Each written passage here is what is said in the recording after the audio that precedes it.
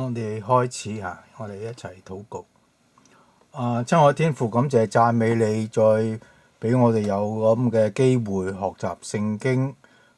求你幫助我哋勝過我哋身體嘅軟弱，能夠喺個靈性上邊得到聖靈嘅幫助，憐憫我哋，帶領我哋，使到我哋今晚可以從聖經當中去領受真道。禱告奉教主耶穌基督聖名，阿門。好啦，我哋今晚再繼續講呢個馬太福音入邊嗰啲重要嘅教義啦嚇。好似11章25至26節咧，佢話耶穌說天地嘅主父啊，天地嘅主，我感謝你，因為你將這些事向聰明通達人就藏起來，向嬰孩就顯出來。即係耶穌基督喺個馬太福音入邊咧，係不停咁樣，即係話俾我哋聽，天父就係天地嘅主，佢係主宰一切嘅，喺個天地當中嗰啲萬事萬有萬人。咁佢亦都可以咧，將呢個靈界嘅奧秘呢個救恩嘅奧秘咧，就向一啲人就藏起來，即係話唔俾佢哋知道。有一啲人咧就顯出來，就俾佢哋知道。即係換句説話講咧，天地係呢個天父咧係掌管邊一個人可以明白呢個真理嘅。亦都可以使到一啲人咧係藏起來，就嗰啲人就永遠都唔明白。向嗰啲好似嬰孩好單純嗰啲咧，就顯出來，就使到佢可以明白。咁即係好簡單係嘛？邊個可以信，邊個信唔到，冇可能去信，冚唪唥都係由天父去掌管嘅。耶穌都話父啊，是的，因為你的美意本是如此。呢個根本就係天父嘅自己嘅旨意嚟嘅。佢係揀選咗一啲人係可以信嗰個耶穌嗰個福音或者耶穌呢個真理，嚟到得着呢個永生得着呢個天國嘅子民呢個永生但係對一啲佢唔揀選嘅人咧無論嗰啲人喺地上點樣所謂聰明通達，點樣好叻喺地上，但係佢對呢度能夠使人得救嘅真理咧，呢個靈界嘅奧秘咧，嗰啲人就點樣都信唔到嘅。呢個本身就係天父嘅旨意天父嘅美意。所以啦，一切所有嘅都係我父交付我的。除了父沒有人知道子，除了子和子所願意指示的，沒有人知道父即係話一切所有嘅都係天父去安排或者差遣耶穌去成就嘅都係天父交付俾耶穌嘅即係耶穌救到邊個人咧，冚唪唥都係天父賜俾佢嗰啲人咁其他嗰啲人咧，耶穌就亦都救唔到，亦都耶穌唔會去救咁所以話，除了父沒有人知道子，除了子和子所願意指示的，沒有人知道父啦所以咧，天父係知道晒耶穌嘅一切。跟住嚟講，耶穌就係成為地上呢個救主咁如果耶穌要將個救恩賜俾嗰啲天父賜俾佢嘅人咧，就一定要係子和子所願意指示嘅，即係耶穌願意將嗰套真理去賜俾嗰啲人咧，嗰啲人先至可以知道個天父嘅即係換句説話講，呢個救恩咧，如果係蒙恩得救嘅人咧，一定係要知道天父嘅，係認識個天父嘅，明白呢個成個救恩嘅設計係由天父去掌管嘅，係由天父去決定向邊啲人就顯明出嚟，向邊啲人就藏起嚟。咁耶穌咧就跟住天父呢個旨意去成就呢個救贖嘅。咁所以每一個得蒙救贖、得蒙天父揀選賜俾耶穌，耶穌跟住就去拯救嘅咧，嗰啲人就一定要知道個天父嘅，即係認識天父嘅榮耀、天父嘅恩典認識天父嘅憐憫大愛，係佢去揀選我哋，去使到我哋可以得救，完全就唔係由我哋自己決定嘅，係由天父嘅旨意嚟決定嘅。咁咧就話咧，如果去到耶穌嗰度咧，耶穌就使我哋得安息啦。咁上一堂我哋都解釋過安息係點解啦。安息咧就係可以完全明白個天父，完全照住天父嘅真實個真理嚟到去敬拜個天父，讚美個天父去享受天父嘅恩典，享受天父嘅大愛咁咧我哋就叫做享安息啦。亦都同時間，因為你係認識個天父咧，你就同天父和好啦，亦都得着即係耶穌基督嗰個救贖啦，嗰個寶血啦，嗰套真理啦，耶穌基督嘅生命啦。咁咧完全就我哋藉住耶穌基督，因為我哋住喺耶穌基督裏面咧，就成為上帝嘅兒子啦，天父嘅兒子啦。咁咧我哋先叫做得安息。咁如果學耶穌咧，咁我哋就得安息啦。又咁咧就所以話人子就係安息日嘅主啦。即係我哋所講，如果你想去到天父面前享受天父認識天父、敬拜天父、同天父和好咧，就一定要靠住耶穌基督嘅咁你先至享受呢個安息嘅所以耶穌就係安息日嘅主啦。每一個得着安息嘅人咧，即係換句說話，得着救恩嘅人咧，與上帝和好嘅人咧，一定要靠耶穌基督嘅。好啦，咁到12章18至21節，佢話：看啊，我的僕人，我所揀選，我所親愛，心裏所喜悅的，我要將我嘅靈賜給他，他必將公理傳給外邦。呢個就係講喺舊約嗰度咧，係講天父去揀選咗呢個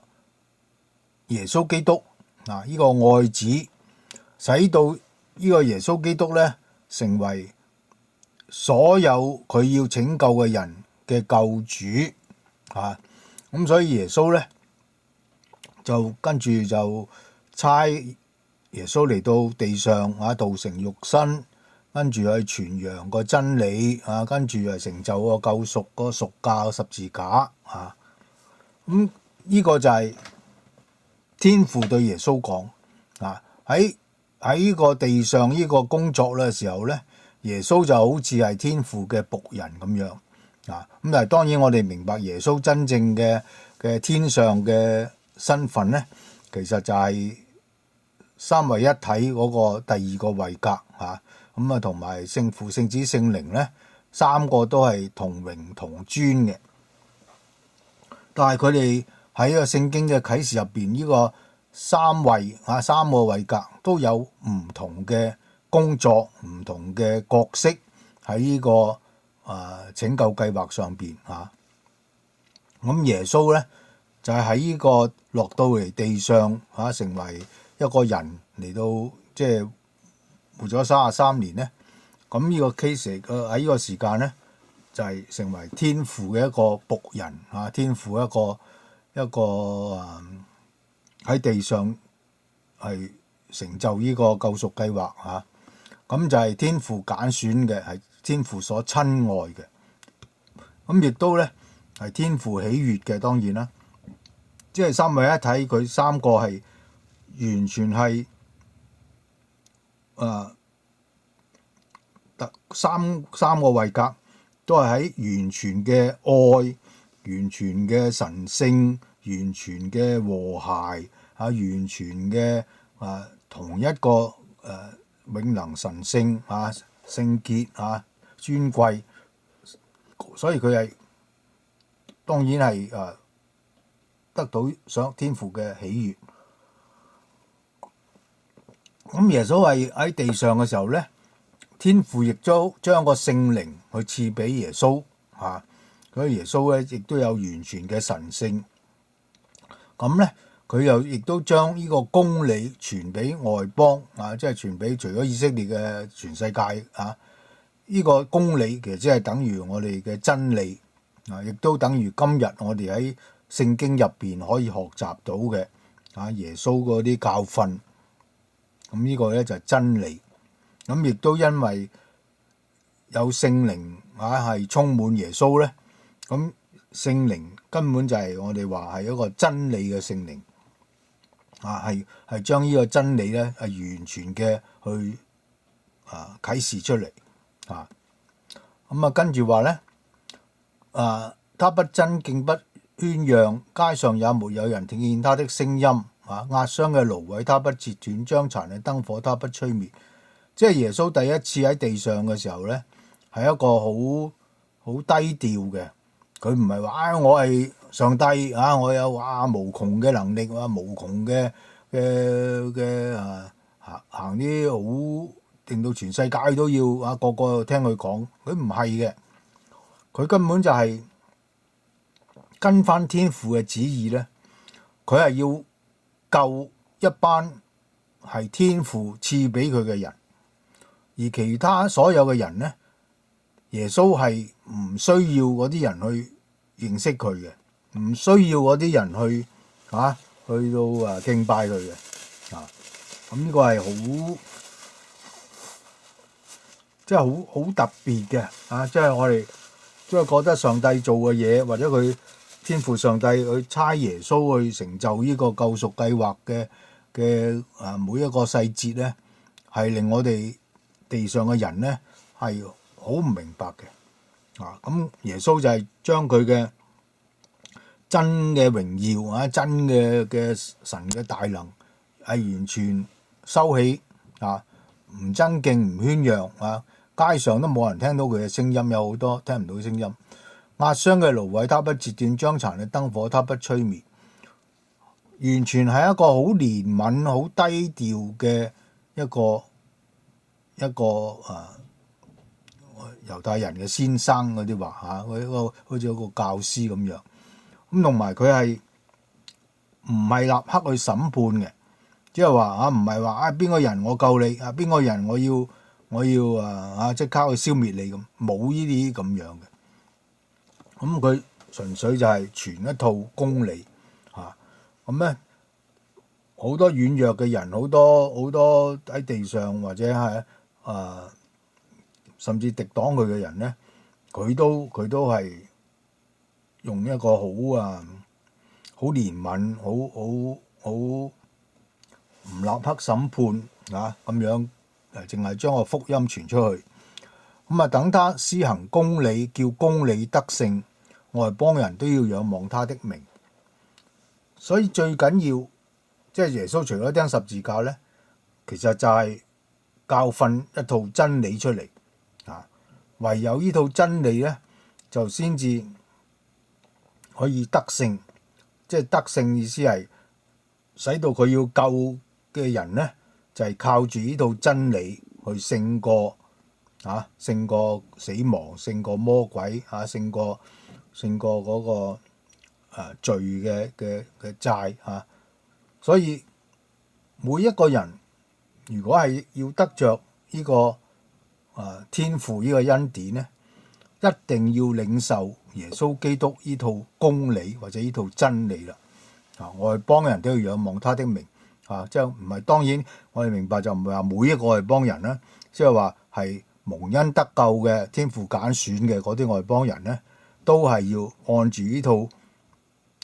真理去去領受耶穌啦，去認識耶穌啦，認識天父啦。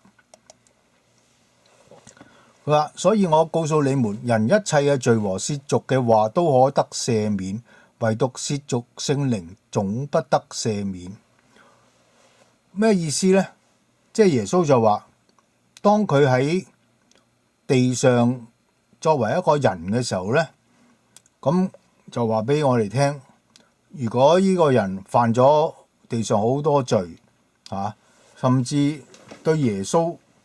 即係有啲得罪耶穌呢個耶穌當時係一個人咁樣呢，咁呢啲事情都可以得赦免。咁但係呢個得赦免有一個條件嘅，就係要唔可以褻瀆聖靈。咩叫褻瀆聖靈呢？就係唔領受嗰套聖靈嘅真理即係頭先講耶穌基督嗰套公理。如果你唯獨褻瀆聖靈，就總不得赦免啦。即係如果你對呢個真理係違背嘅、違抗嘅唔接受嘅、唔領受、唔相信嘅，咁呢啲人嘅罪呢，就一定唔可以赦免。如果翻轉頭嚟講，如果你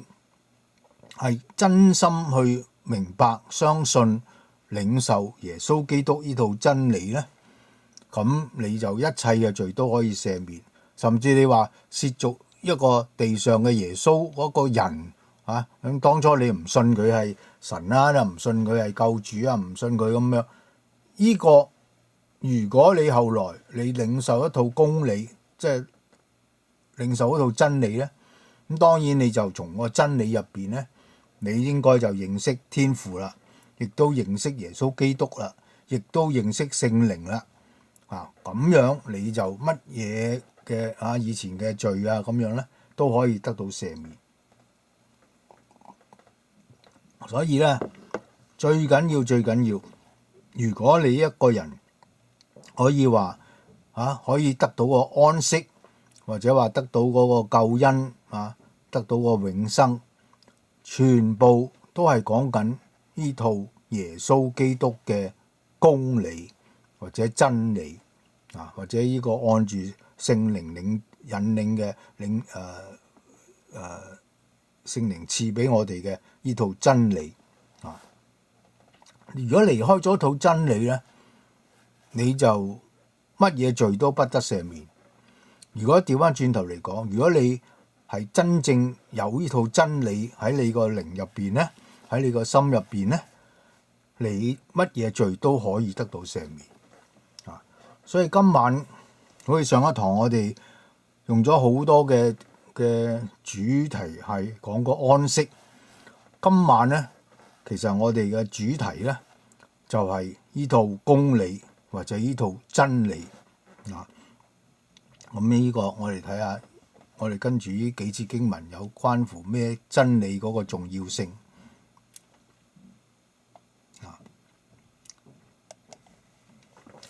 佢話：凡說話干犯人子的，還可得赦免；唯獨說話干犯聖靈的，今世來世總不得赦免。即係頭先講，即係如果你喺當時當耶穌係地上一個人你對耶穌好多批評，好多即係得罪或者好多咩嘢，咁喺嗰個層面嚟講呢，即係地上你對一個人或者甚至對耶穌都好呢，你得罪佢，因為你未認識佢。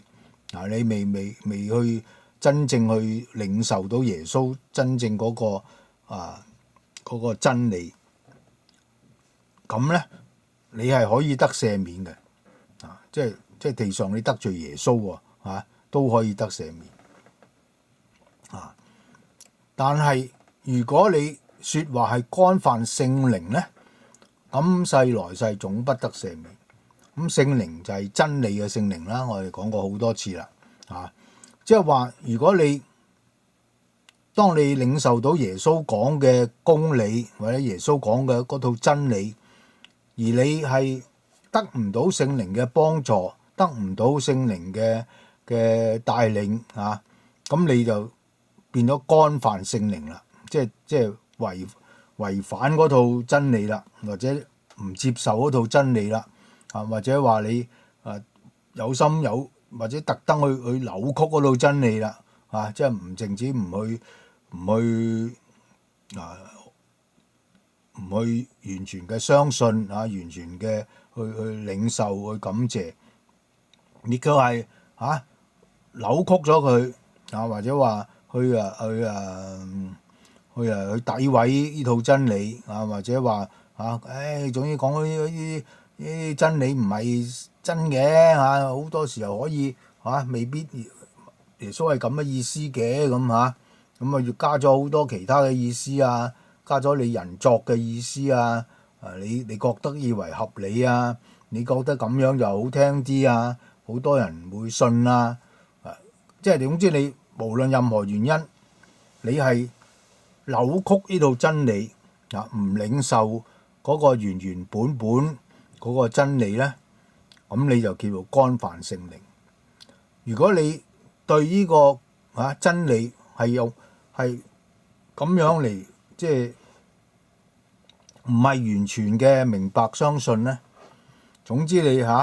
可能信咗一啲，但係你有好大部分你又改咗佢，或者信啲唔信啲又加咗啲地上好多啲學説，地上啲人嘅講法，人嘅遺傳，人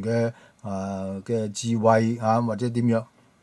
咁咧你都係叫做干犯聖靈，即係干犯嗰套真理。如果係咁咧，你今世來世總不得赦免即係呢句説話，呢句經文咧，令我哋即係好對嗰個聖經入邊嘅真理，即係今日我哋係呢個真理係從聖經去領受嘅。對我哋領受呢套聖經嘅真理咧，就係我哋人生之中最重要嘅一件事因為如果你真正嘅相信、真正嘅領受、真正明白，咁咧你乜嘢罪都可以得赦免，今世來世乜嘢罪都可以得赦免相反嚟講，如果我俾本聖經嚟，或者話我點樣解釋嗰個聖經，或者點樣去大家交通好耐，咁如果係喺個聖經度會真正嗰個真理，佢係領受唔到，或者話半信半疑或者話你又甚至係特登去扭曲咗佢咁樣人哋先會信噶嘛聖經咁樣講喎，咁點會信呢？啲人都唔領受唔到呢套嘢噶嘛聖經話上帝嘅真理天父嘅揀選嗰啲根本就係人看為愚拙噶嘛嘅道嚟噶嘛，人心都未想過，人咧未諗過，未從來都冇認識過，咁你講呢啲咁人都唔可以明白嘅真理去俾人聽，咁人哋點會信呢？咁樣有啲人咧喺地上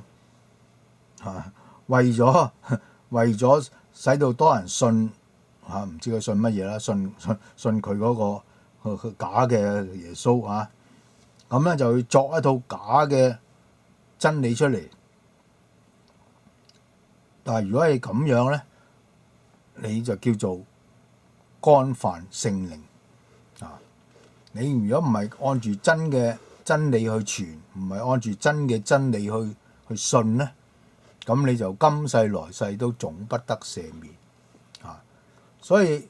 耶穌本身就係俾聖靈充滿，就係將個公理傳於外邦，係咪？咁呢個公理呢個真理就係最重要嘅耶穌一個喺地上嘅工作嚟但係你呢一個不信嘅人就唔領受，唔係照住耶穌基督所教導嘅、所啟示嘅嚟到領受你又唔知佢將佢有啲加咗啲嘢，有啲減咗啲嘢，有啲就扭曲咗啲嘢咁嘅時候咧，你就叫做干犯聖靈啦。咁你今世來世都總不得赦免咁所以講到呢度咧，所以大家唔好睇小嗰個公理或者呢套真理嗰個重要性呢呢個真理，呢套真理嘅內容嘅啟示嘅靈界嘅內容，或者地上嘅教導教訓，都係使到一個人得唔得救嘅最重要嘅關鍵。如果對嗰個真理係模模糊糊嘅，或者話淨係聽人講幾句説話就覺得自己明咧，唔係從聖經當中去驗證去神思明辨去喺個真理入邊去進心去長大嚟到即係成熟結果子。如果你冇呢個所謂真理嘅一個長大咧，你就係等於干犯聖靈咁咧，你乜嘢今世來世嘅罪啊咩咧，冚唪唥都不得赦免，即係你就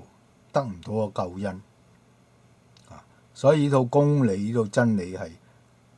就係一個最重要嘅你得唔得救嘅一個證據啦。你信唔信到一套真實嘅真理咧？聖經出嚟嘅真理呢個就係最關鍵。好啦，跟住話，我又告訴你們，凡人所說嘅閒話，當審判嘅日子，就必要句句供出來，因為要憑你嘅話定你為義，也要憑你嘅話定你有罪啦。人嘅說話喺邊度出嚟㗎？其實人嘅說話就係喺你個腦度出嚟，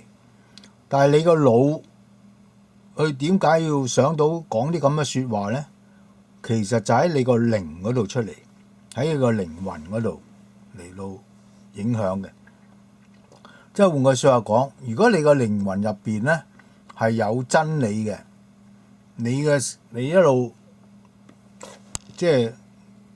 喺個人生嗰個階段嗰度咧，咁初梗係唔識真理啦，後來又啱睇本聖經又識咗啲啦。再後來又多啲啦，一路喺基督裏邊長大咁樣啦，咁跟住咧就成熟啦，結果子啦，咁你對真理咧係可以掌握得到嗰啲，即係最重要嘅。我哋成日講呢啲教義即係耶穌基督嘅公理入邊嘅最核心嘅教導嗰啲叫做教義，係咪？咁如果你個腦、你個靈魂係充滿咗一套真理咧，咁你講嘅説話咧就係可以跟個真理嚟到去講嘅。咁你嘅説話咧就成為一個你有真理嘅一個見證嚟嘅，一個證據嚟。咁調翻轉頭嚟講，如果有啲人喺個成世嘅時間即係初你唔識嗰啲，咁嗰啲冇辦法啦。但係當你話我信咗耶穌噶啦，我覺得我自己得救噶啦，個牧師話俾我聽我得救噶啦，我喺教會度生活咗好耐噶啦。但係如果你講嘅閒話，即係你有意無意講嘅説話總之每一句説話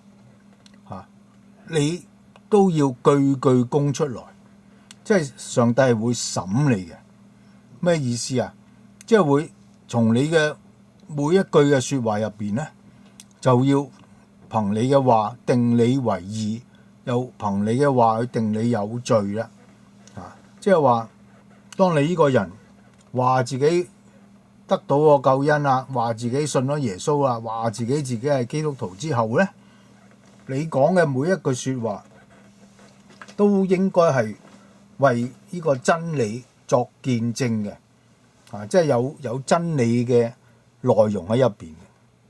但係如果調翻轉頭嚟講，你成日講説話講俾其他人聽，或者話甚至話我傳福音我教其他人呢套福音呢套真理，但係你嘅話入邊卻係唔係一個真嘅真理，卻係一啲錯嘅道理，一啲唔係從聖經，唔係從耶穌，唔係從聖靈帶出嚟嘅一個真嘅真理。咁嘅時候咧，你每一句呢啲即係離開真理或者扭曲真理嘅説話咧，就係定你有罪啦。咁所以呢樣嘢咧係即係聖經，如果你真係用一個好敬畏上帝嘅心去讀聖經咧，你係好小心嘅要即係你當你話你係基督徒，當你話你明白真理你講嘅每一句説話，每一句閒話上帝都會按住呢句你講嘅説話去審判你，就睇下你講嘅道理個説話包唔包含真理，定係敵擋真理所以有陣時都冇辦法有啲人咧係唔知點解佢話佢係基督徒佢話佢係牧師佢話佢係咩傳道人咩都好啦，但係佢講啲説話咧就一時啱或者一時係錯一啲又跟個聖經，一啲就好唔跟聖經如果係咁嘅 case 咧，係非常之危險因為分分鐘咧，你啱嗰啲抵唔到你講錯嗰啲説話嗰啲錯嘅説話咧，就定你有罪啦咁有陣時你會講哇，咁好凄涼嘅喎，有陣時我哋口快即係有陣時一時興奮，一時點樣就講錯咗少少咁樣當然上帝係會好明白當時你個靈嗰個狀態係點當你真係得救咗嘅一個人咧，你係有聖靈內住啊嘛，有基督內住啊嘛，等於咧你嗰套真理咧就係喺你個靈入邊係住喺度，你又住喺基督裏面，亦都等於住喺真理裏面咁所以你係應該有真理，亦都俾真理去控制你嗰個人，控制你講嘅説話所以好緊要嘅，唔好以為咧即係好似做基督徒一個哇好簡單啫嘛我又話我接受耶穌成為我嘅救主咁搞掂㗎啦，咁仲使乜咁多嘢咧聖經當然唔係咁樣嘅啟示聖經話俾我哋聽咧，當你成為一個成熟嘅基督徒咧，你一定要講每一句説話都唔可以違背個真理如果唔係咧，就定你有罪咁跟住耶穌回答說：一個邪惡淫亂嘅世代求看神蹟，除了先知約拿嘅神蹟以外，再沒有神蹟給他們看。即係話俾我哋聽，喺呢個耶穌喺地上啟示嗰套公理，跟住經過即係初期教會嗰啲使徒咁樣，就慢慢就寫成個聖經啦即係意思係當呢套公理已經好清楚咁樣即係喺個聖經度可以完成咗啦新約聖經咁嘅時候咧，呢個世代咧就唔需要咩神蹟奇事先至可以使人哋去明白個耶穌，明白個天父，明白個聖靈，或者明白一套真理係唔需要行神蹟嘅，唔需要奇事，因為耶穌譬如喺耶穌自己喺個世上或者初期教會嗰啲使徒係好多神蹟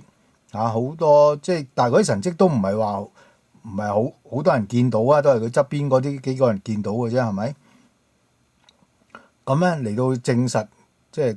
當時耶穌嘅身份或者使徒嘅身份，但係當個聖經去成書完成咗之後咧，成本聖經新舊約都完成晒咧，咁就唔使再靠啲神蹟去使到啲人信，咁用乜嘢使到啲人信啊？就係信聖經入邊嗰個真理啊，已經喺個聖經入邊咧係完全嘅去啟示咗出嚟嘅啊，所以呢度真理就係從聖經當中去好清楚咁樣去確定咗出嚟。咁你係按住聖經嘅真正嘅意思去領受呢套真理咧，相信呢套真理，明白呢套真理咧，就代表你係認識天父，代表你係認識耶穌基督，認識聖靈，認識個救恩啊。咁相反嚟講，如果你揸住本聖經，但係唔知點解你硬係讀嚟讀去都讀唔到嘅嗰個真理嘅，你硬係讀到嗰啲可能斷章取義啊，可能邊啲人好喺地上好流行嗰種講法啊，嗰種即係總之係嗰啲錯嘅解法嚇，將個真理啊去扭曲啊，去詆毀啊，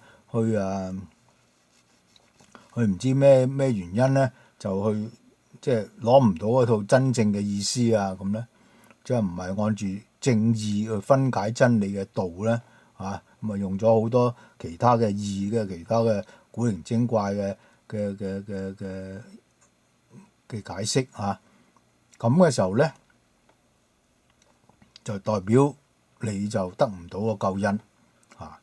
咁而得到救恩嗰啲人咧就唔需要睇任何嘅神蹟嘅，佢淨係領受一套聖經嘅真理就得啦啊！所以話耶穌就話再沒有神蹟喺呢個世代。咁另外嚟講咧，佢話有一個人去趕鬼，但係個鬼走出去嘅時候咧，就帶另外7個比自己更惡嘅鬼入翻去嗰個人嗰度啊。咁如果咁嘅情況咧，呢個被人即係曾經趕鬼出嚟嗰個人咧，末後嘅境況比先前更不好了啊！呢個邪惡嘅世代也是如此。咩意思啊？即係話，當一個人係有鬼附咁如果有啲人行埋嚟話，我識趕鬼嘅我識醫病嘅，我識咩嘅，咁行嗰啲神蹟去幫你趕咗啲鬼出嚟咁但係問題就係你呢個人雖然個鬼暫時出咗嚟咧，但係佢入邊係對嗰個真理係毫無認識咧淨係靠呢啲咁嘅嗰個人話我幫你趕鬼，我識行神蹟咁但係啲鬼出咗嚟之後咧，就會發覺你入邊冇真理冇成喎，乾乾淨淨，佢就會帶多另外7個比佢自己更加惡嘅鬼入去，即係話使到呢個人咧今日俾人趕鬼出嚟，但係聽日咧嗰個鬼又帶多7隻更加惡嘅鬼入去，更住翻入去嗰個人嗰度，咁嗰個人嗰個境況咧就比先前更不好啦即係意思係咧，如果你係靠呢個神蹟奇事趕鬼醫病嗰啲嚟到話咁樣我就會平安會好咧，你其實就更加危險因為點解因為更加大嘅惡鬼，更加大嘅災難就會更加喺嗰啲人身上因為呢個係一個邪惡嘅世代如果有啲人用呢個所謂行神蹟醫病趕鬼嚟到去傳呢套耶穌嘅真理咧，其實嗰啲人冚唪唥都對嗰啲得到嘅醫病趕鬼嗰啲人咧係冇益處嘅，反而係更加害死嗰啲人即係我所講，如果今日你係一個傳真理嘅人咧，你就係按住聖經呢套真理去傳、去解、去幫助人哋可以明白相信，咁就非常之好啦。就唔需要你去行神蹟，去醫病，去趕鬼，去行異能去做啲古靈精怪嘅，嚟到去使到人哋話咁啊會信到個耶穌咁樣。如果你行嗰條路咧，其實你係會害到好多人添，咁更加亦都害到你呢個你咁樣傳呢個假嘅道啦嘅人所以咧，今日我哋嗰個信仰或者話去認識個上帝，去領受到上帝嗰個安息完全係靠耶穌基督呢套真理，即係等於聖經入邊呢套真理，就唔需要任何嘅其他嘅咩神蹟異能方法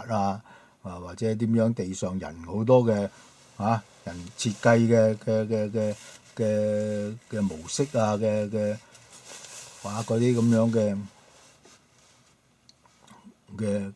可以話一個使人哋離開真理嗰啲咁唔得嘅。所以話12章50節，佢話凡遵行我天父旨意的人，就是我的弟兄姐妹和母親了。所以呢個任何一個相信明白呢個聖經入邊所啟示嘅耶穌基督呢套真理咧嘅人咧，就代表從呢套真理入邊咧，一定會認識個天父嘅，亦都認識呢個天父嘅旨意嘅。因為個耶穌嘅啟示入邊就係好清楚咁樣將天父嘅榮耀權柄智慧能力聖潔尊貴嗰個天父嘅救贖計劃佢嘅點樣去安排點樣揀選啲人點樣去差耶穌做我哋嘅救主點樣去差嗰啲耶穌嘅信徒去傳揚個福音呢啲咧全部就係喺耶穌基督嗰套真理入邊，係我哋個個都明白嘅，因為聖經入邊有記載嘅咁所以呢啲係你領受聖經嘅真理嘅人咧，就一定會識得咩叫做天父嘅旨意啦。咁亦都跟住咧就會去遵行啦。當你真係明嗰個真理、信嗰個真理之後咧，你可以話你就係俾真理充滿嘅。你講一句説話都係喺個真理入邊，你做一樣嘢又喺真理入邊，咁嘅時候咧，你就叫做係遵行天父嘅旨意啦。咁耶穌話咧，如果冇凡一個遵行天父旨意嘅人咧，就係我嘅弟兄姐妹和母親啦，就係天家嗰個嘅家人啦，可以話咁咧就同地上嗰個肉身嗰個人倫嘅關係係完全冇關係嘅喎。即係你地上你嘅母親，你嘅家人唔係代表你嗰啲係你天國嘅家人、天國嘅母親父親咩？唔係，只係你凡同樣領受到一套真正嘅公理、一套真正嘅真理嘅人咧，咁嗰啲人就等於認識個天父認識天父嘅旨意啦。咁咧嗰啲就係天家嘅家人啦。咁跟住13章11至12節耶穌就話：天國嘅奧秘只叫你們知道，不叫他們知道。咁好清楚，好清楚。從來喺聖經入邊，耶穌啟示呢個真理咧，就話呢個救恩係一個天父嘅奧秘嚟嘅。就係咧，只叫你們知道，不叫他們知道。係淨係叫一啲天父賜俾耶穌嘅人去知道嘅啫。而其他嘅人咧，即係唔係天父揀選，唔係天父賜俾耶穌嗰啲人咧，佢係唔叫他們知道，係唔俾佢哋知道嘅。嗱，即係換句説話講，好奇妙嘅事嚟。呢個係一個靈界嘅能力，係上帝嘅大能嚇。你10個人去讀本聖經，當即係唔讀聖經嗰啲一定係唔知道啦。當你有10個人，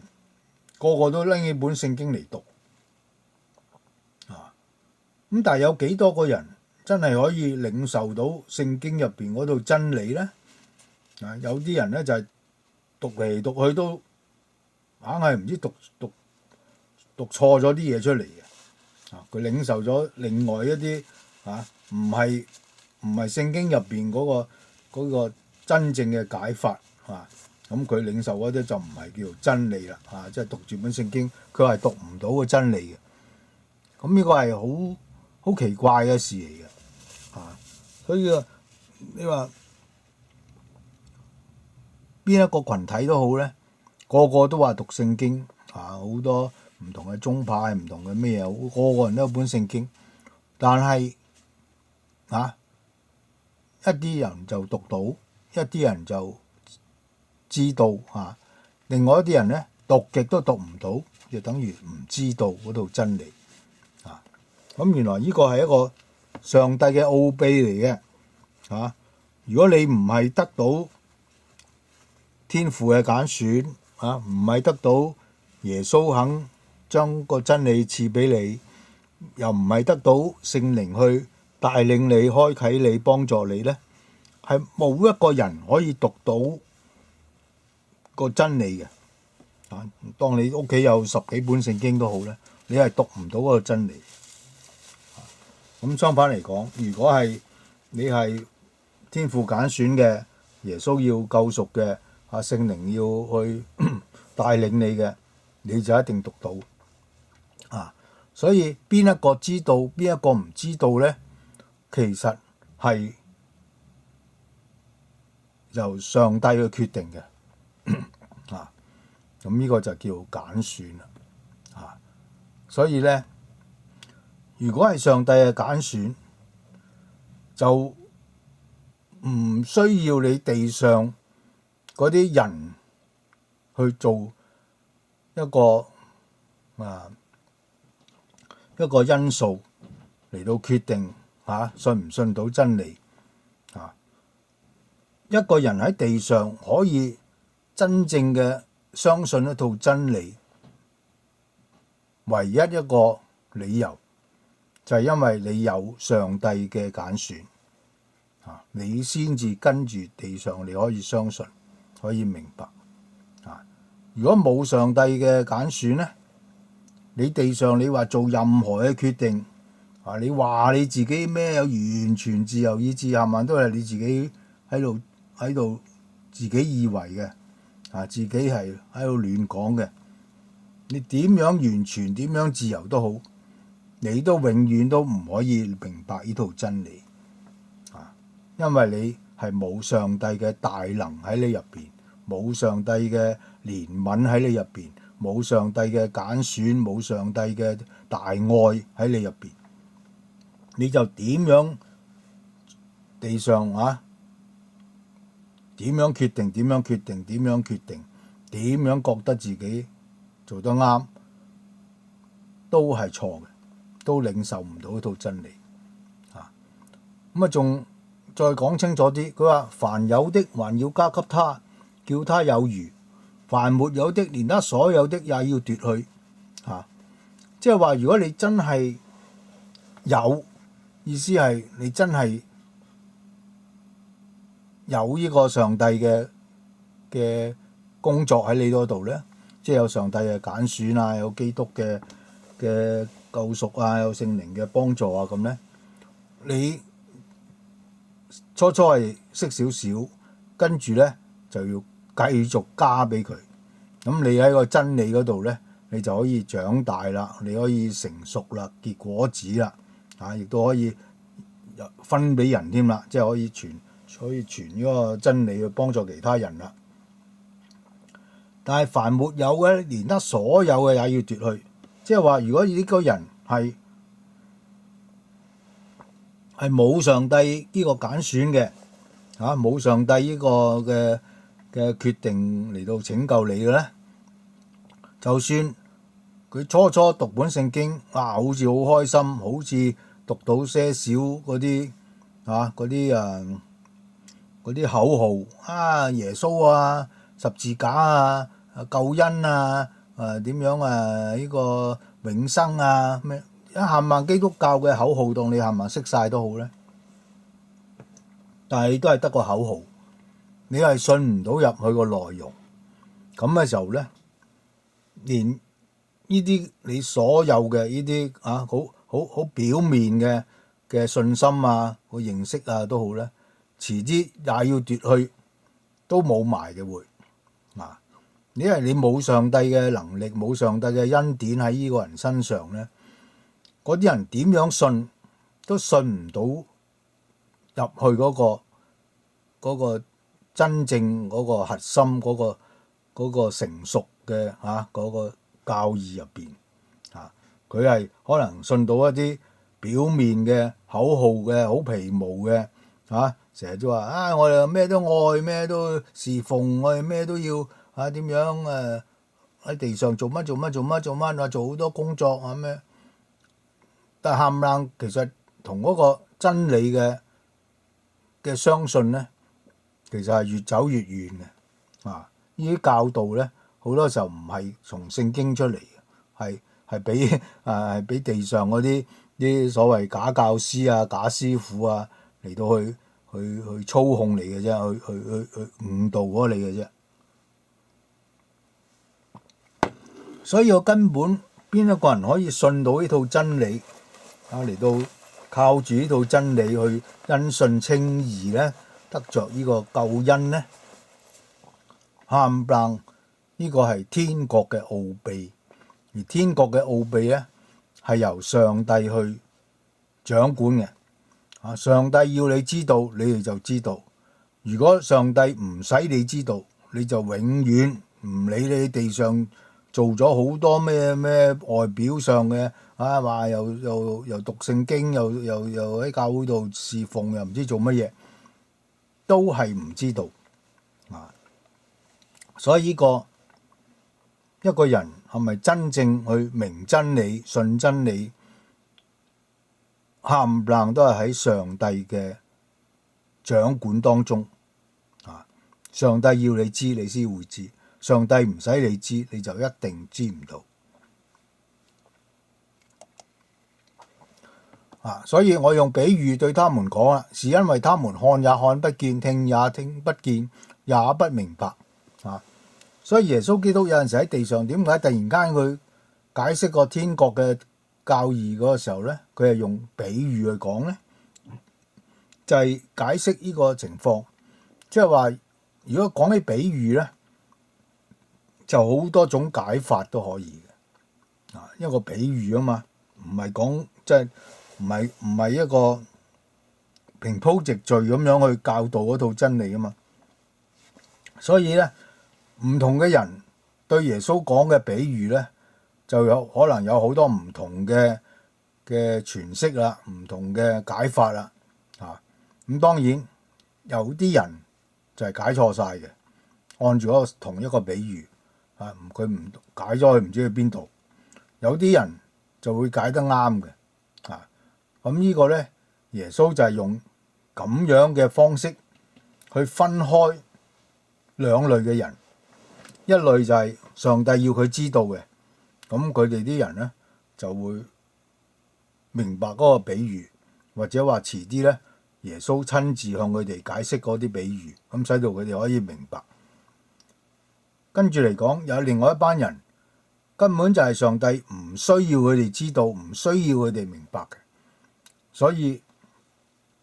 佢哋就算聽晒耶穌講嘅説話，耶穌講嗰啲比喻佢聽晒，但係佢係領受唔到嘅，係解錯晒嘅。即係等於今日有好多人係讀嗰本聖經，係聽到耶穌喺講過咩説話，但係佢哋係領受唔到真正嘅內容嘅，佢係好似解比喻咁解錯晒。所以咧嗰啲人看也看不見，聽也聽不見，也不明白。咁嚟到呢度，好多嘅信徒都會提一個問題：點解上帝要咁樣嚟到決定呢個救恩嘅事情呢？點解唔去救晒所有嘅人呢？使到個個都可以知道嗰套真理咪好咯？點解上帝要淨係一啲人要知道，另外一啲人係特登使佢哋唔知道？咁呢個上帝咪好唔公平咯，係嘛？好唔公義咯，好唔咩咯？咁呢個地上你啲人好多嘅人嘅想法就係咁樣。所以呢個揀選論預定論咧，就係唔可以，唔係人可以明白，唔係人可以接受嘅一種嘅教訓嚟嘅。所以咧，自然，你一講揀選論，一講預定論咧，好多人就離開你噶啦。這話甚難，誰能聽咧？咁嗰啲人就走噶啦。呢個本身嚟講，就係一個福音嘅功用，就係分開兩班人，一班係上帝揀選嘅，一班係上帝唔揀選嘅，一班係上帝賜俾耶穌嘅人，一班係上帝冇賜俾耶穌嘅人。佢本身呢個揀選論就係分開呢兩類人，一班係蒙恩得救，一班係冇蒙嘅恩典得救。咁至於地上嘅人，你用地上你嘅邏輯去睇上帝呢個咁嘅決定咁樣嘅分開呢兩類人咧，你係覺得上帝唔公平。根本如果你係一個屬神嘅人，你明白上帝嘅奧秘嘅人，你就會明白呢個係絕對嘅公平。點解呢？第一就係嗰啲上帝唔揀選嗰啲人呢，嗰啲嘅犯嘅罪呢，係嗰啲人自己嘅私欲、自己嘅心意決定嗰啲真係嗰啲人嘅意志啦，去犯嘅。所以嗰啲人受罰或者甚至嚟講話落地獄係好應該嘅，因為上帝已經係講明咗呢件事噶啦。你有罪咧就一定要死噶啦，係即係靈性嘅死咁咧，相反嚟講，呢個上帝嘅救贖，上帝嘅恩典呢個揀選係一個奧秘嚟嘅，係一個特殊嘅恩典，係上帝係格外嘅開恩格外嘅憐憫，格外嘅大愛，去救翻佢呢一班上帝揀選嘅人。呢啲係額外嘅恩典，係冇得解釋嘅，亦都係上帝嘅主權，上帝嘅榮耀，上帝嘅大能大力，上帝喺創立世界以先已經係定下呢一個救贖。呢一班係上帝生嘅，即係意思係上帝決定咗係要攞翻呢班人翻去天家嗰度。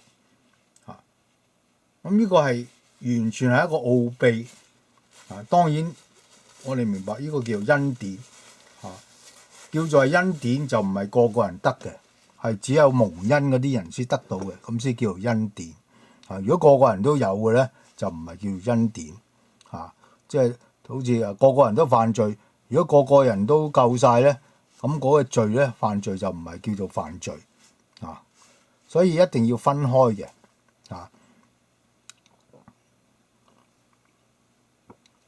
咁總之呢個就係聖經好清楚喺阿耶穌嘅公理或者聖經嘅真理今日啟示嘅，係上帝係將所有人類分成兩類人嚇，一類就係佢哋可以知道可以明白，一類咧就係佢哋永遠都看不見聽不明嚇，嗰啲咩兩眼發沉兩耳閉着嚇，係唔可以領受到個真理嘅，咁亦都等於冇蒙上帝呢個恩典啊，冇蒙上帝嘅揀選啊，所以呢個上帝嘅揀選就係一切救恩嘅本源，一切嘅救恩嘅最重要嘅理由啊！但係只係有你真正去認識上帝、認識天父嘅人，先至可以領受呢個理由啊！如果你係屬地屬世嘅人呢，係永遠都唔可以領受到呢個天父嘅揀選，呢個咁樣嘅所謂主權啊，嗰個榮耀啊，咁你就會不停咁樣就話冇理由嘅，冇可能嘅啊！上帝唔會係咁樣嘅，嗰個如果係咁樣揀選就唔係上帝啦咁。呢個係你地上嗰啲係冇領受真理嘅人，就一定係會唔接受上帝嘅主權、上帝嘅揀選啊！咁亦都定咗佢自己嘅罪啦，係嘛？即係頭先講，因為你係唔領受嗰套真理咧，你係等於你係褻瀆個聖靈啦，褻瀆呢套真理啊！咁你一罪就不得赦免。好啦，13章23節，佢話撒在好地上嘅就係人聽到明白了，後來結實有100倍、60倍、30倍。即係意思係呢個撒種嘅比喻，即係話上帝撒咗一種出嚟，即係個福音個個人都聽到啦，個個人都領受啦，聽過啦。咁有啲人就一開始就唔信啦，一啲人就係喺個路旁咁樣飛鳥就食咗啦。咁即係嗰啲有標條牙仔出嚟少少，但係咧一陣間就冇。有啲就撒喺個荊棘叢中啦，長到好高好大，但係結唔到果嘅喎，因為啲荊棘擠住咗佢啊，咁樣其他嘅理由去改變咗佢嘅想法，咁結唔到果。咁唯有嗰啲叫做撒喺好地上嘅，呢啲人就係叫聽道就明白啦。所以最緊要唔係你有冇聽過福音，唔係你有冇手上揸住本聖經，唔係你話我日日都有祈禱，日日都個禮拜返教會，唔係嗰啲，係你會唔會明白聖經入邊呢個道？唯有你明白呢個道，呢個耶穌基督嘅公理，耶穌基督嘅真理，或者叫聖靈嘅真理，你就後來結實。即係頭先講，你一喺個真理入邊咧，初你梗係識少少啦，但係如果繼續讀聖經，繼續唔知點樣得到幫助萬事互相效力聖靈又幫助弟兄姊妹又幫助咁樣，咁你後來就結實啦，即係成熟啦個真理咧。咁有100倍、60倍、30倍，即係每一個人，當你明白咗真理之後咧，你一定喺地上就有一個真理嘅工作喺你嘅身上嘅。一定你講嘅嘢係真理，你傳嘅嘢係真理，你做嘅工作亦都有真理有關咁樣。咁但係當然個個人嗰個工作嘅大小唔同啦，有啲淨係傳到2個人信福音，有啲人我傳到幾千人信福音，有啲人話我傳到幾十萬人信福音，咁個唔同啦。咁但係都冇問題，你都係叫做喺真理入邊去結實真係攞到明白到咁呢啲咧，其實唔係因為你自己嘅聰明智慧，乃係你係好土但係呢個好土係咪你自己去做出嚟㗎？唔係，係天父使到你成為好徒，係天父施咗恩俾你，施咗個能力俾你，施咗個聖靈俾你，賜個基督俾你。咁你當你收到個種子撒種，收到個接觸到個福音嘅時候咧，你就竟然可以開始明白，開始領受，開始喺個真理度長大，後來可以成熟結果子，可以侍奉。呢個係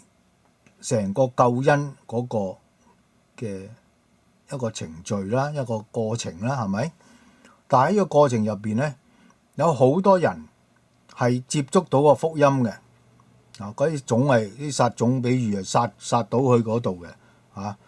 又喺個路旁喺個剪刀石頭地又喺個荊棘叢中，嗰啲人都領受到個福音嘅喎，有種子撒落去嘅喎，但係佢哋唔可以長大，唔可以結果，咁就會死咗啦，即係冇用啦，個福音對佢哋冇用，最終嘅結局都係結唔到果實，咁即係話咧，有好多人係聽到個福音，或者佢讀過下聖經，或者喺教會度有生活咗一段時間，或者咩都好啦。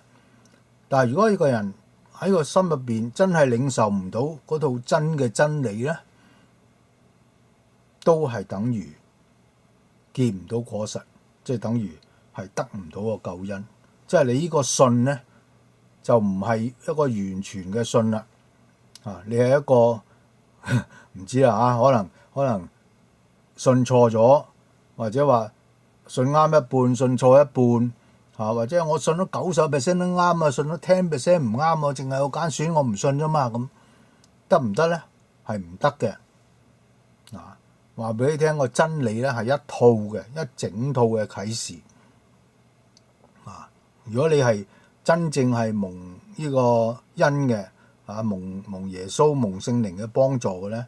你喺嗰個真理嗰度一定要長大嘅，好似黐住個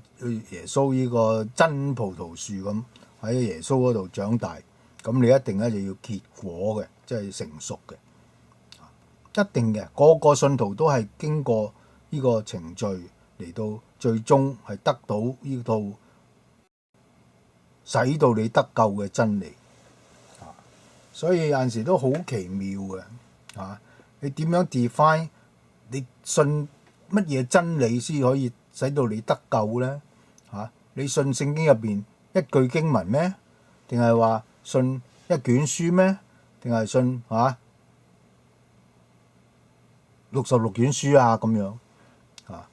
咁當然我就話俾你聽，66卷書咧，其實都係一套教義嚟嘅啫，都係講緊同一個神，一信一主一洗一神，都係一套呢個真理嘅教義喺入邊。總之你掌握得到呢一套，你明白呢一個天父，明白呢一個耶穌，明白呢一個聖靈，呢一本聖經嘅真正嘅啟示，咁你就係得救。咁如果你話我唔係，我淨係信咗一句經文，或者嗰個人我牧師話講你舉手你就信咗啦，咁你信嗰啲人講嘅嘢咧，就同聖經入邊嗰個真理嘅教義咧，可能好大分別嘅。咁嘅時候咧就非常之危險啦，當然咁所以13章30節咧，耶穌話：佢話容這兩樣一齊長，等着收割。當收割嘅時候，我要對收割嘅人說：先將啲稗子育出來，捆成捆留着燒；唯有麥子係放收在倉裏。即係又一次再一次，耶穌就講喺呢個世界上，或者甚至縮細啲喺個地上嘅教會上，一定有兩班人嘅。但係呢兩班人咧係個樣好似嘅，係一齊長嘅，一個叫稗子，一個叫麥子。個樣咧一路長出嚟嘅時候咧，初初係好似樣嘅，好難分。咁耶穌亦都話咧，呢個係一定有嘅事情，亦都唔使去分。到時到最後嘅時候咧，耶穌就嚟收割就會分啦。嗰啲假嘅嗰啲叫稗子咧，啲假信徒咧就會捆埋一捆就燒啦。即係當然有好凄涼嘅下場啦，去永火永刑嗰度。唯有麥子呢個真嘅信徒，咩叫真嘅信徒啊？即係話真正領受到耶穌呢套真理嘅，真係冇褻瀆聖靈嘅，完全係得到聖靈嘅引導嘅，得到聖靈嘅教訓嘅。咁嗰啲係真嘅信徒啦。嗰啲真正屬於天國嘅人啦，呢啲叫麥子咧，就會收在倉裏啊，返天家啦，可以。所以即係聖經不停同我哋講係世上係有真有假有真信徒有假信徒又有真師傅有假師傅，有真嘅教師假嘅教師，甚至有真嘅基督假嘅基督咁跟住嚟講，其實最緊要嘅就係有真正聖經入邊嗰套真理，亦都有假嘅真理。咁但係呢度就分開兩班人啦。咁但係呢兩班人咧，始終上帝就一定會審判，一定會將呢兩班人分得清清楚楚。你係真嘅，你就一定可以返到天家；你係假嘅，你一定俾上帝去懲罰。係好清楚嘅。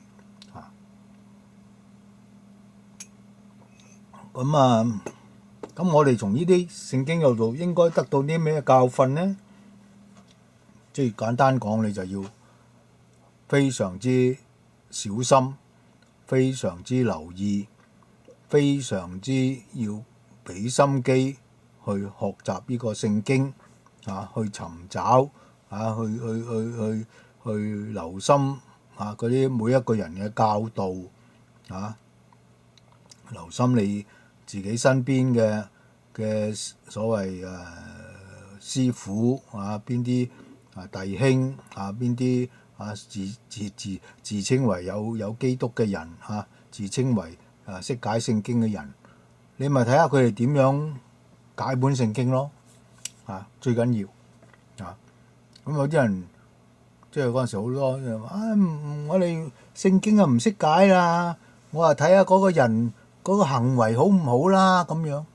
咁呢個咧就最危險嘅。因為點解咧？因為如果你係冇真理本身你係唔識分乜嘢係真咩係假咧，你睇地上啲人每一個人啲行為，你去判斷呢個人係咪真嘅信徒假嘅信徒咧，你根本你係分唔到嘅。你唔識分係嘛？你係用你自己嘅判斷去以為嗰個人就係真嘅，嗰個人就係假嘅，咁都係你嘅判斷啊嘛，唔係聖經嘅判斷。我哋學習真理咧，第一樣嘢就係話你要捨己，你唔好信你自己嘅判斷，你唔好信你自己嘅思想去諗嗰啲嘢，你係要將自己完全嘅信服，完全嘅交喺個聖經入邊，或者咁樣你先係叫做交喺聖靈嘅手入邊，交喺基督入邊，你先至係從聖經當中去領受呢套真理。亦都係任何時間、任何情況，你係用個聖經嚟到去分辨咩叫真，咩叫假，就唔係用你嘅諗法你嘅思想你嘅經驗你嘅以為係咁你決定係咁，你自己嘅嘢同嗰套真理根本係冇關係。如果一個人真正係有真理嘅，信到嗰套真理嘅，因信稱義嘅，你嗰啲冚唪唥都係上帝嘅大能喺你身上啊！你係蒙咗上帝嘅恩典，蒙咗耶穌嘅救贖，蒙咗聖靈嘅帶領，你先至可以去到靈界個真理嗰度啊！所以咧我哋係阿曼都係感謝上帝，依靠上帝啊！我哋係相信上帝啊，盼望上帝，冚唪唥都係上帝嘅恩典，先至可以使到一個人可以因信稱義，可以信到呢套真理，信到呢套公理啊！但係如果離開咗呢個真理，離開咗公理咧，你無論你世界上你做咗任何嘅嘢，又無論你喺世界上係點樣嘅善長仁翁，點樣嘅聰明智慧，點樣嘅最有錢嘅人，最有權勢嘅人，都同呢套真理有冇喺你入邊咧，係完全冇關係嘅。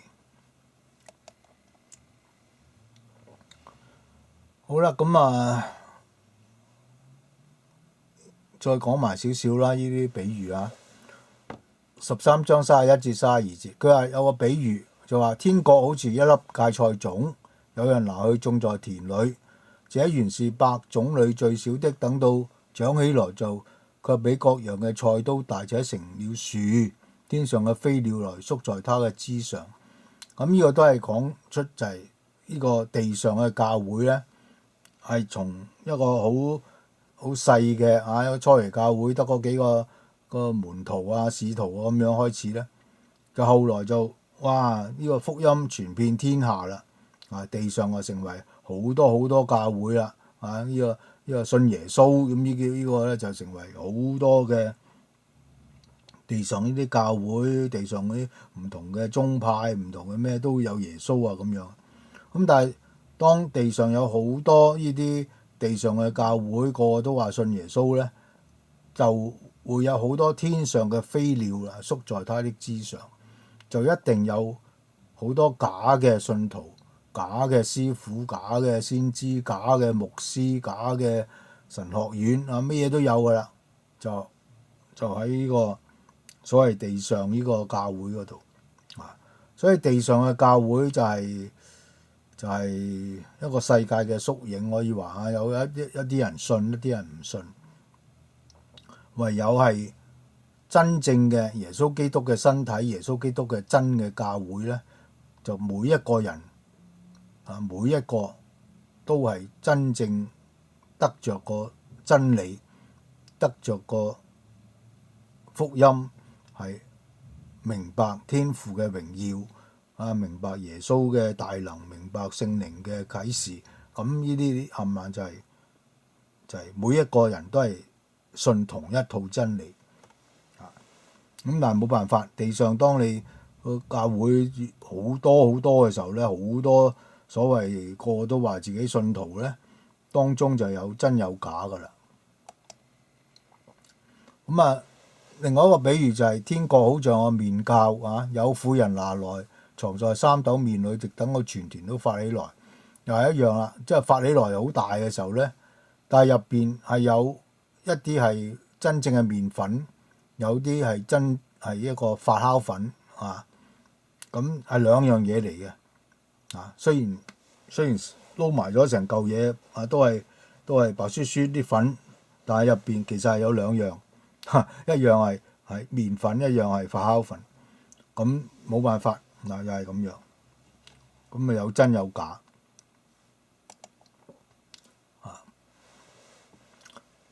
耶穌就對啲門徒去解釋嗰個比喻啦，撒種比喻佢話回答說：那撒好種嘅就係人子啦，田地就係世界啦，好種就係天國嘅子，弊子就係惡者之子。即係話嗰個田有兩種有個麥子，一種弊子。但係呢個撒種嘅人係唔同嘅，撒好種嗰個係耶穌嗰個撒嗰個稗子嗰個假麥子呢啲就係魔鬼咁冇辦法啊！地上啲教會就係咁樣噶啦嚇，有一班屬於耶穌嘅信徒，有一班係其實係魔鬼嘅信徒，但係佢係喺個教會入邊假冒作為基督嘅信徒啊！咁聖經不停都同我哋講噶啦，係咪？一定有假師傅啊、假先知啊、假弟兄啊、假咩咁，一定係有噶啦。咁啊，人只要差遣使者，把一切叫人跌倒的和作惡的，從他國裏挑出來，丟在火爐裏，在那裏必要哀哭切齒了。即係最後呢個解釋就係話，地上嗰啲真信徒同假信徒一定會分開嘅，天父一定會將兩班人係分開嘅如果亦都差遣啲使者，照一切叫人跌倒嗰啲梗係作惡嗰啲，係咪都係假嗰啲啦？假師傅啊，假信徒啊，假牧師啊，假弟兄啊，假咩咧？就從他國裏挑出來佢哋唔係又屬於天國，挑翻出嚟就丟在火爐裏啊！呢個就係落去地獄啊、火湖啊、永火在那裏咧必要哀哭切齒啊！當然喺地上呢段時間咧。其實，因為耶穌都教我哋呢個走闊路嘅人多，真正嘅信徒係走窄門進，呢個係人少所以喺地上，甚至話地上嘅教會入邊，其實係假嘅信徒係多過真嘅信徒一啲都唔出奇因為呢個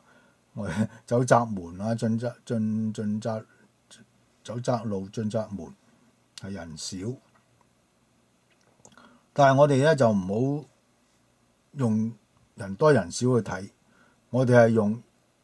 邊班人係有真理，邊班人係得個學，就係唔係真正信嘅真理，佢反而係對真理嘅仇敵佢係扭曲嘅真理，係用咁樣嚟分嘅。咁當然其實一個人你入邊信乜嘢咧，其他人係睇唔到嘅，係你自己就知道。但係睇唔到都好，從你句句嘅説話從你點樣去遵行天父嘅旨意喺地上，咁呢啲都係一啲證據嚟咁樣嚟分開真信徒同埋另外一班係假嘅信徒咁即係話耶穌一早當然完全喺聖經入邊講過晒呢啲危險，講過晒呢啲咁嘅一定發生嘅事咁亦都會喺呢度嚟講，最後耶穌就會差遣啲天使咧，將嗰啲假嘅信徒假嘅師傅假嘅牧師假嘅傳道人咧，清翻出嚟就丟喺個火爐嗰度。嗰啲人係入唔到天國嘅。好啦，咁其實今晚咧都講咗呢啲好唔好聽嘅好多時候就係話一個人有冇真理有冇公理，就成為佢係真信徒，同埋係得唔到嗰個救恩嘅假信徒呢個兩類嘅人嘅分別咁但係聖經係不停咁樣講嘅亦都話俾我哋聽咧，呢個真信徒同假信徒咧，係因為真信徒係蒙咗上帝嘅恩典，蒙咗上帝嘅揀選嗰啲嚟到成就將個真理賜俾我哋，咁嗰班真嘅信徒咧先至可以因信稱義咁相反嚟講，所有其他嗰啲假信徒或者信唔到真理嘅信徒咧，嗰啲人咧，冚唪唥因為就係上帝冇施個恩典俾佢哋呢個係上帝嘅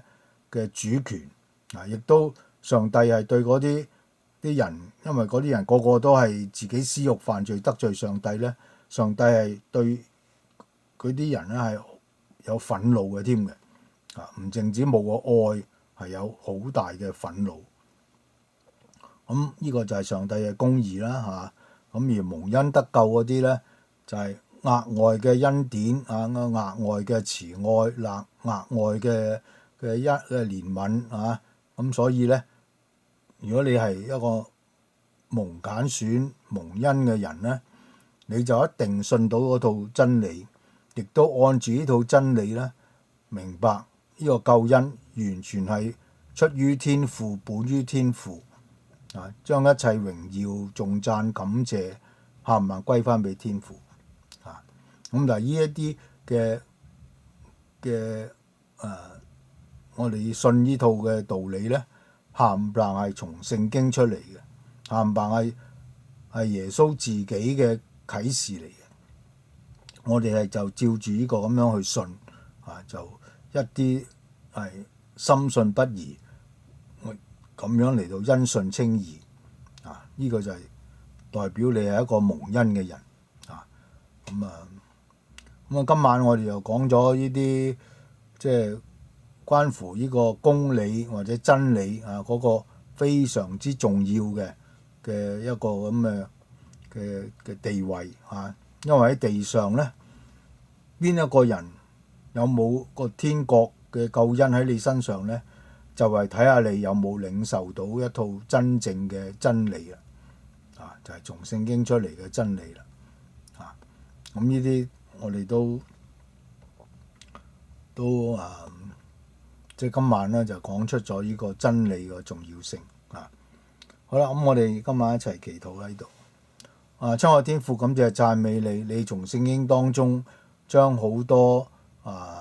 嘅真理去話俾我哋聽，亦都使我哋知道呢個真理係完全輕慢不得。我哋係要完全嘅明白、相信喺真理入邊去成長、成熟，結果嚟到去侍奉你，喺地上進行你嘅旨意，先至係你嘅信徒，先至係天家天國嘅人。